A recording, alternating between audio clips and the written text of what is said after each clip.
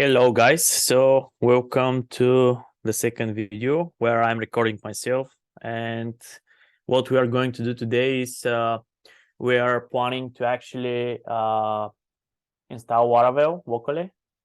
In order to do that, we need to have XAMPP. So we have XAMPP, we have Apache and MySQL, they're running. And how could I know whether this is running or no? For example, if I click refresh, I see some databases in the MySQL admin. How do I access the MySQL admin? Well, if you have opened my the XAMPP control panel, if you click on admin, it will open for you localhost/phpMyAdmin. And this is the MySQL admin in which you could use to go create different databases, check what kind of users you have, do they use any passwords, also to which host names they are available, also what are the privileges that they do have, and etc. So we are going to use phpMyAdmin because it comes with XAMPP.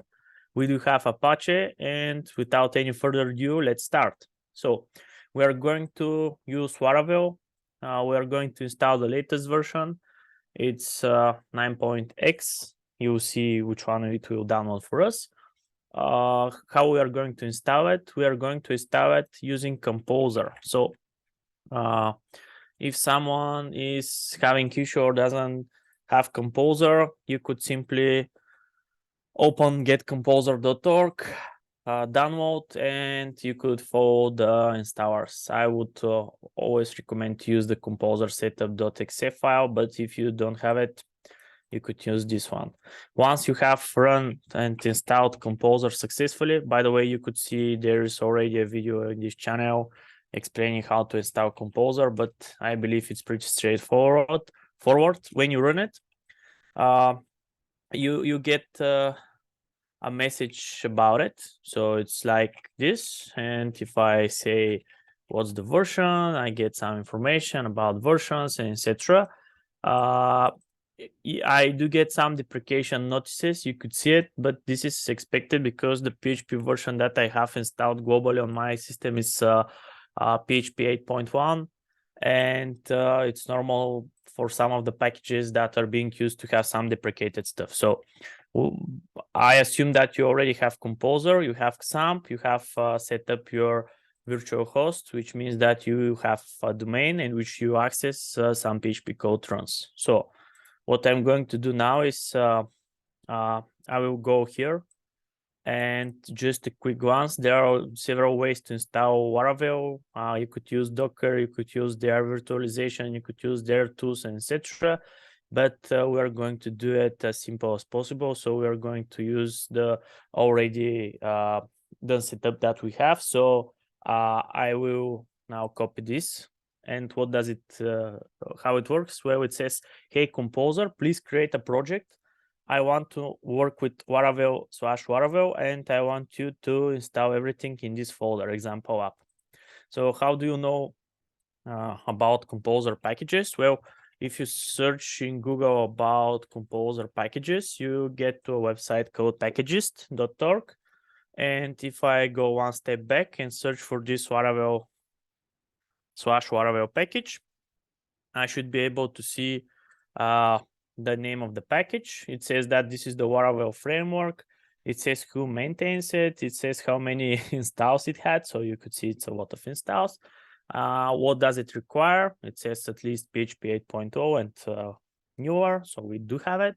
And you could see all the documentation. So the rule of thumb is if you need a package and if you're going to use Composer, Composer is a package manager for PHP. So we have the same thing for Node.js, that in there, this is called NPM. So if you need a package that you would like to use, you use Composer and you say Composer require, and then you say what do you want. So in this case, I'm going to use Composer create project to create the project, and I need to go where my XAMPP is installed. In my case, XAMPP is installed here. So I will open the folders and I go to exercises folder. And if I see what kind of items do we have in there, we have the index PHP and the MVC sample. This is from the previous video. So now I will copy this command, paste it here. And what I need to be careful with is, okay, let me see. No, composer, create project, Laravel-Laravel. And in here, I will just type fun because it's always fun when you learn new things. So this will go and say, hey, I'm creating a new project in this folder. It will check what kind of files do we have, and it will install Laravel 9.3 for me. This will go then and download all the packages that I need to run Laravel. You see, these are a lot of packages, and this is the reason why we're using Composer, because if we're not using Composer, this means that you have to manually go and download each of these, and you have to manually go and find out which are the correct ones, and you have to manually find out which are the correct ones for your PHP version, for your operating system, etc. So that's why we're using package managers. Package managers are really good, and they help you with downloading all these dependencies. And when we are discussing about package managers, you should check what Semver is. So Semver is, let me open it in English. This is semantic versioning, and it's really important to know what does it mean. So we have a major version. This is the first number here. And if you see a change between, for example, 2 something and then it goes to 3, then this is a major version, and most of the times this is incompatible changes. This is the rule of thumb. If it's the second one here, it's minor versions, and it adds functionality, but it's compatible, which means that if you have been running 2.0 and then it comes to you 2.1 or 2.5, you should be able to run it without having to modify anything else. And the third one, it's patches. So if there are some bugs that you need to fix, usually each of those bugs go as a patch and they increase the version here. This is valid for not only for Composer and the PHP packages, you could see them here. So you see 1.11.0 and etc. Or in here, PHP unit 9.2.19. So these are the patches that they did. So as you could see, we get the message that Laravel was installed. So if I go and refresh, I see that nothing changes, but this is expected because if you open your File Explorer, you see that we have a new folder, which is named fun.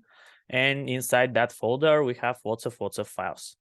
So it will be easier for me to use some editor. So I'm going to use Visual Studio Code, and I'm planning to open that folder. In my case, this is here. So it's C, I need XAMPP, I need htdocs and exercises fun folder. I'm opening this fun folder, and in this fun folder, I see lots and lots of files. The most important thing that you need to know is the .env file, which is environment. As you could see, it says localhost, and we are not using localhost, we are using a different domain. So I will quickly update the domain here. Then the next thing that I'm going to do is check what about MySQL. And you see that there is a database called Laravel, then there is the username and the password. We need to check do we have such database? So I will quickly go to phpMyAdmin. I already have such database, but I'm planning to use a new one because I want to show you some examples. So I will call my new database fun. This is the collation. It's really important because it represents what kind of data you're going to store. So if you are going to use some specific symbol, or if you're using Arabic or Chinese language, etc., you need to be careful. And this MB means multi-byte strings. So long story short, you need to check how doing code symbols when we type and when we save data in databases. But what you need to know is that if you use UTF-8 MB4 and then you have the general collation, this should work. So I'm going to leave it as it is and create the database. So I already have this database fun created. The next thing that I need to do is go and check the users. So sorry that this is in Bulgarian, but as our students are Bulgarians, it's easier for us. So in here it says users, and then we have the user accounts overview. In the user accounts overview, we do see different users. I'm interested in the root user, and I could see that root user could access through localhost, through these IPs, and root user doesn't have a password, and it has access to everything. So if I go one step back, I see MySQL, I see the IP, but this is okay because we already have the IP as an access point. Then I need to change the database name to fun. I see the user root, and I know that root user under localhost doesn't have a password. So rule of thumb, for local development, it might be okay. But when you start developing and when you start deploying your stuff online, never leave the root user, only use users which have enough and correct permissions. I'm not going to stress on this one because this is only for educational purpose, and this is the first lesson, but in the next ones we will cover this. We will change the password and we will limit the permissions that this user will have. So I do have the app URL, I have the database, I have the username and the password correct. I need to again refresh, and I don't see anything. The reason that I don't see anything is because if I go to my Apache server inside the configuration, so I go configuration extra and then HTTPD vhosts, and if I list the virtual host, I see that in here we have exercise folder. But if I check one step here, we see that I'm not under exercise folder, I'm under fun folder. So I'm going to type fun here, then fun here as well. I'm saving the host file. If I refresh, I won't see any change because I need to restart the server. I will stop and start it because in this way, the server will go and read the latest configuration. And if I click refresh, you see I have a listing of the files, which is again not ideal. The reason for this is that it will expect to open the public folder. And you could see that if I open the public folder, I do see Laravel and I do see that it's installed. But from server point of view, you should never do that. You should always point to the correct folder. So I'm going to point my public domain, in this case, my virtual host, to the public folder. So public folder is the folder that should be public, should be opened by public access. All of the rest of the folders, if I go one step back here, should be available only to us. Otherwise, you will be able to see configurations, you will be able to see the .environment file, etc., which shouldn't be visible to the end world. So if I click refresh now everything is okay. You don't see a public folder here. And if I try to type public here, I get an error that this page is not found, which means that we have Laravel and we have installed Laravel successfully locally. So this is the first step that we wanted to cover. We wanted to install Laravel, and as we have Laravel installed locally, there is only one thing that we need to run. Inside Laravel, there is one tool which is called Artisan. This tool, Artisan, is actually a PHP program written in PHP, which you could use. So if I type PHP Artisan, I see all the commands that I could use. Usually this is shipped with Laravel. If I have to compare Laravel with some other products, let's say in Drupal, you have drush command, and in here you have the artisan command, and all of these commands are commands written in PHP that help the developers. So about artisan, we need to run one thing about the database, which is called migrate. If we talk about migrations usually in the world of Laravel means database migrations, which means creating the structure for your database and importing the table. So if I run PHP artisan migrate just before hitting enter, if I open the fun database, you see that we don't have any tables, etc. So I'm running PHP artisan migrate here. And what do I see? I get an info message that it's going to create the migration table. It creates users, passwords, failed jobs table, and personal access token table. It also gives me some time. So if I refresh here, I already have some tables created. So Laravel created those tables on its own by simply providing the command PHP artisan migrate. We will dig deeper in this command in the later exercises. But the important thing for now is to know that if everything is in green here, this means that your configuration in the .env file is correct. If this is not in green, then means either you have bad data here. So this is not where your MySQL lives. This is not the username. This is not the password, or these credentials are wrong, or you already run this and you already have the tables or something else. So if you do experience any issues, please leave this in comments, or we could use the exercise in the university to check this and fix it. So I do have Laravel. I do have a database connection up and running. I do have some tables created. The next thing that I want to do is to have my admin profile, admin area. And I promise you that this is really easy. So if you open the Laravel documentation, there are many ways how to do that. But we are going to use one specific way. It's called Backpack. This is a third-party package that could be shipped and works with Laravel.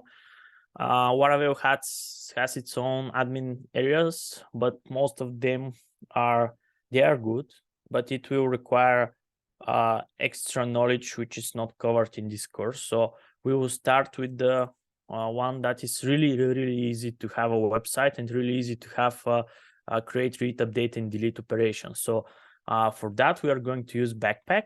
I'm recording this new video because in the old videos we were using Laravel 8.x. Now we are using Laravel 9.3. Today is November 20, 2022. So we are going to use the latest.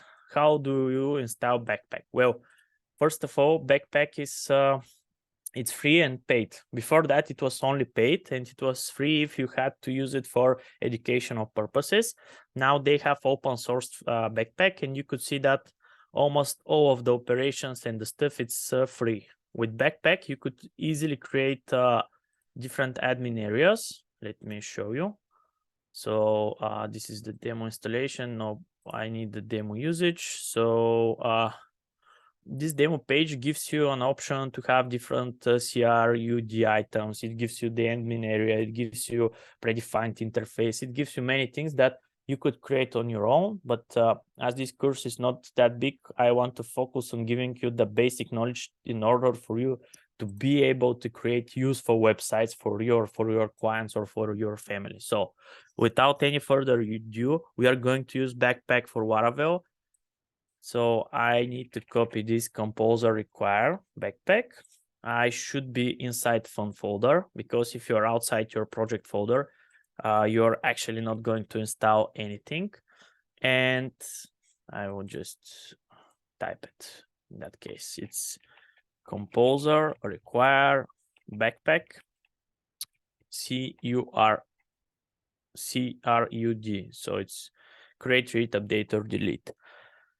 It will go and download the latest version. It's 5.4 in our case, because we are using PHP 8.1. It downloads lots of packages. For example, you could see it uses Doctrine. It downloads DBO. By the way, DBO is database abstraction layer. This is something that you could be asked if you go to a job interview.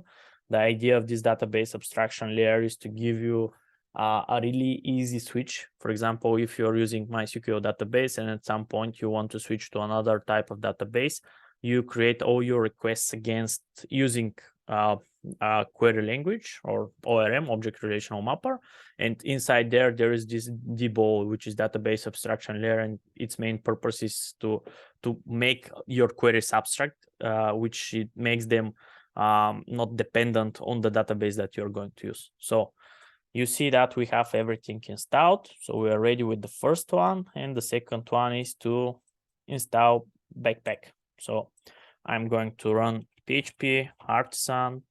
Then if I switch one step back, I see it's Backpack, then install. You could see that it started installing stuff. And the first thing that it will install is check Laravel assets, and then in here, what does it goes? It publishes configs, views, JS, and CSS files. So it actually edits here and adds extra data. So I will open here HTTP, the app folder for you. I will open resources and views, so you could see what do we have in here.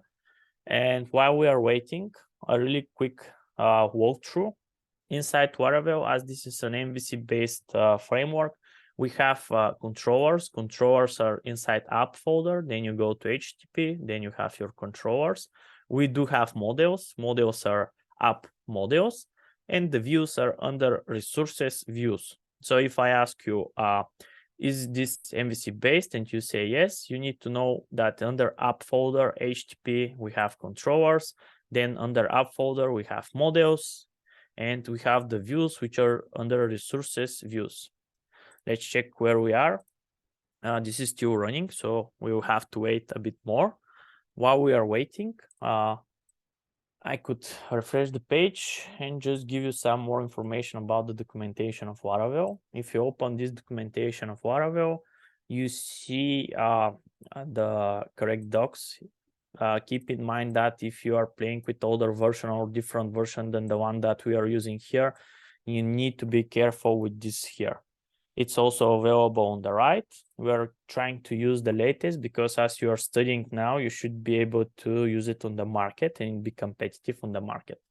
What you need to know is cover the basics, and we will cover later how routing works, what is middleware, how controllers work, what does it mean, then requests and responses, the views, and what we are using for templates. So in our case, these are the Blade templates.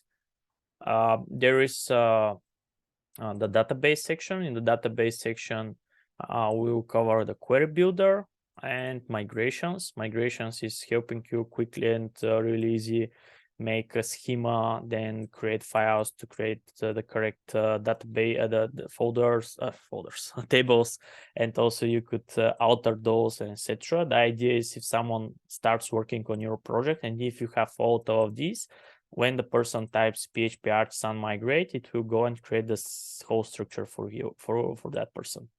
So we are still waiting for the publishing section to finish.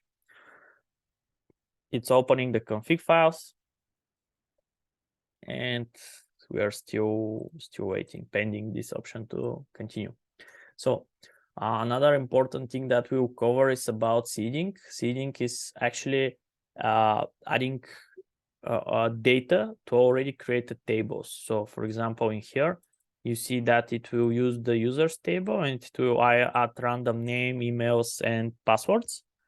And you could usually use this to populate some data to your database and to your tables. So what I'm going to do is I will pause the video so we could wait for these steps to finish, because there is some interaction. If you check the documentation here, you see that there is interaction, and I don't want for us to be waiting for the video and not doing anything. So you could see it's now 45. I will stop, pause the recording so we could continue after that.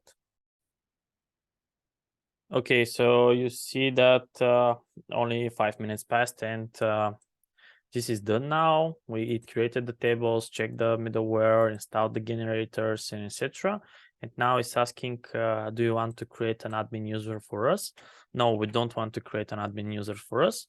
And then the next one is asking for the premium packs, which is different operations, models, and etc. We are not going to use the premium part, so I will type no here as well. So you see we already have our backpack installed, and if you go here and click refresh, there is no difference. But if you open the admin area, you see it, we already have a login. So if I click on register, I could provide my name and password, and now everything is okay, because it seems that I already have my account created. And if I open the database, go to users, you will see that I'm already here, and all the data is created for my user. As we are using the latest version, you could see that it gets with a message. So this message is, please create your first create, read, update, delete. And we already have the model. So if I open the model, it's under app folder, then we go to modules folder and the user. It has some fields which it says that could be filled. It shows which are hidden, and then do we need something to be casted? But I'm not going to focus on this. What I'm going to focus is just test whether this works. So it says run backpack crud user, and I will run this. So if I go and say PHP artisan, hey backpack, please create read update delete for the user model, and it will ask me how do you define the validation rules as a request, array, or field.